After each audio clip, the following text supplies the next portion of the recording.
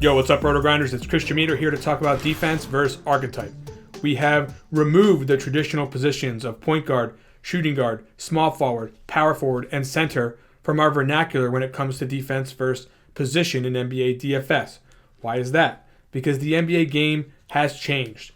They no longer fit similar player types into those categories. A person who is a point guard could be very different depending on which point guard you are talking about. You can go across all 5 positions and find cases where that is true. What we have done instead is classified players in ways that they are similar in terms of their playing style and their roles within specific offenses based on data. We went ahead and looked at play type data to try to determine who should be in each category, and we've got that done and classified in the RotoGrinder system, and now have a defense versus position that is based on these player archetypes. So let's talk about why. So you take a look at a guy like Kyle Korver here on this tableau created by Todd Whitehead of Fansided and Nylon Calculus. He shared this on this article that's fantastic that talks about player archetypes. There's actually as many as 23 different player archetypes that you could break guys down to. We zoomed out to 8 that classified players very similarly based on what their play types, skills, and roles within the offense were. So you look at a guy like Korver. He was once called a shooting guard. He doesn't handle the ball. He doesn't play in isolation. He spots up all the time. He comes off screens. He's handoff as far as his play types are concerned. So this is a guy who's basically on the outside as a wing, catching spot up and shooting right away, basically never handling the ball. Now, we call him a shooting wing as a result because he's not busy creating offense for himself or for other people. He's basically just catching the ball and shooting it. He was previously called a shooting guard, which is what James Harden was also called. Now, James Harden handles the ball all the time. He's in isolation all the time, creating for himself. He doesn't spot up nearly as often.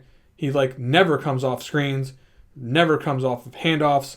He's never in a pick and roll as the roll man, or he's cut to the basket. I mean, this guy is essentially handling the ball all the time and creating for himself or creating for others.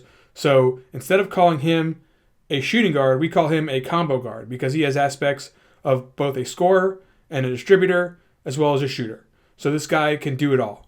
That's one of the main reasons why we wanted to create these archetypes, is to separate these guys who are nothing like each other into categories that were more similar to each other. So as I take a look here at the defense versus position, let's go through what the 8 types that we created are. 3-and-D wing, which are your taller wings on the outside and the outskirts of the perimeter who can play some defense, shoot the 3 ball, but generally aren't creating for themselves, probably not handling the ball that often either. Combo guards, we just talked about with Harden, guys who have aspects of a distributor and of a shooter, possibly of a scorer as well. But again, this is guys with some creation ability as well as some distribution ability. Post bigs, these are guys that hang out down near the rim. They aren't stretching the floor quite as often as some of the new contemporary versatile bigs are, and they're mostly playing that traditional center role, even though they might not have been previously classified as a center. There could be some power forwards in this mix as well. Distributors. Now, these are your ball handlers who aren't necessarily fantastic scorers or shot creators. They may have some of that in their game, but they're mostly tasked with operating the offense, distributing the basketball, and not so much with the scoring and the creation for themselves that you see with some of these other combo guards. Versatile bigs. Now, these are the guys like your DeMarcus Cousins and your guys who are out stretching the three-point line. You know, guys who can work away from the basket as well as near the basket, but have that height and that defensive ability that makes them categorized as a big. You take a look at scoring wings. Now, these are some of your guys like DeRozan, these guys who maybe aren't necessarily great distributors, even though they certainly can distribute at times, but they're mostly tasked with shooting and scoring from the wing. Shooting wings, they don't handle the ball at all. They're, like I said with Korver, they're shooting it, catching it spot up, coming off handoffs, not really out there doing too much of the creation or the distribution. And of course, your versatile forwards.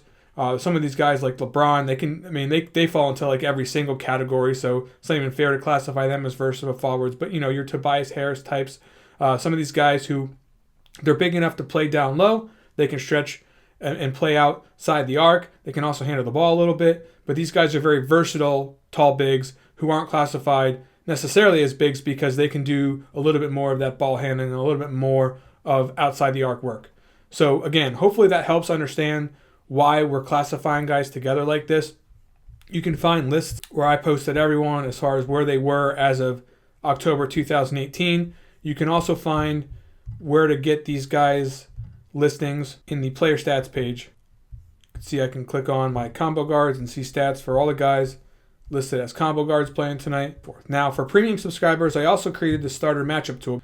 We can sort by team, see what the archetype of the player is, who the possible defender is, make it easy for you to understand what kind of matchup this player might have. I think in NBA DFS, matchup's a little bit overrated anyway, but if we are going to look at matchup, we might as well be looking at it the right way instead of looking at it through some sort of archaic system of player matching that no longer applies to today's game. Hope that helps. Best of luck in all your contests for RotoGrinders.com. I'm Chris Gimino. We'll be back again with a lot more on defense versus archetype in the future.